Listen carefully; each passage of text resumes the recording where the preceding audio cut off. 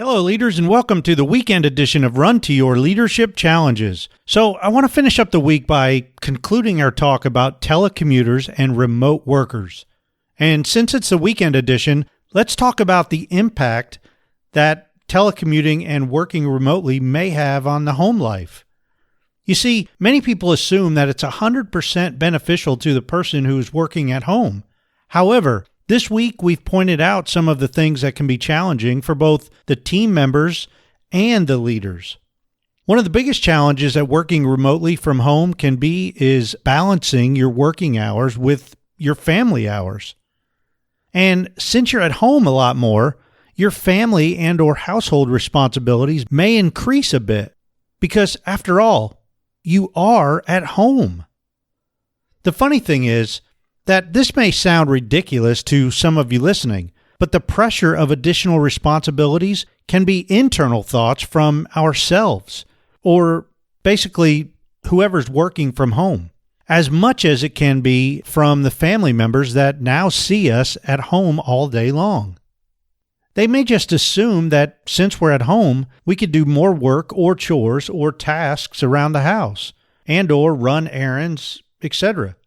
On the other hand, as we work from home, we too can get caught up in this trap because as we walk through or around the house, we will see things that need to be done and we'll stop in our tracks to get them finished.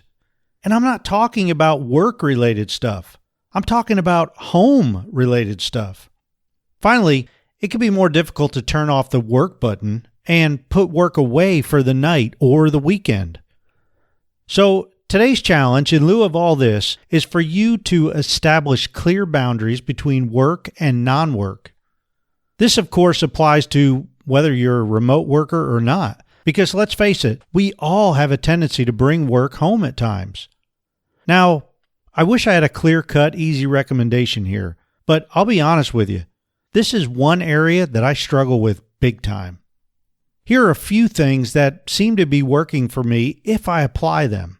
First of all, set an alarm and then stick to it. When the alarm sounds at the end of the day or whenever your work hours are up, shut it down for the day.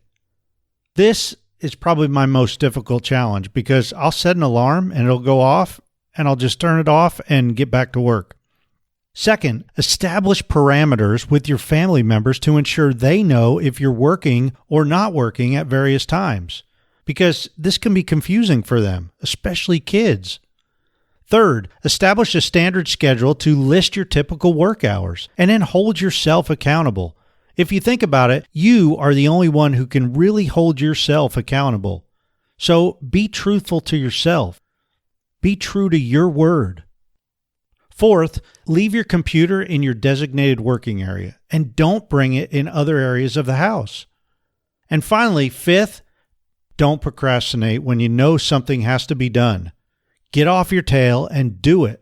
Whether it's first thing in the morning or first thing in the afternoon or whenever your designated working hours are. Start on time, do your work, and then call it a day. Hey, these things are difficult. And if you've mastered them, please drop me an email at paulgrau, that's Paulgrau, at currentleadershipcoaching.com and tell me what you've done. I'd love to revisit this topic next weekend and include your ideas. And I'd gladly give you a shout out. I hope everyone has a great rest of your weekend. And as always, thank you for listening. Until Monday, run to your challenges.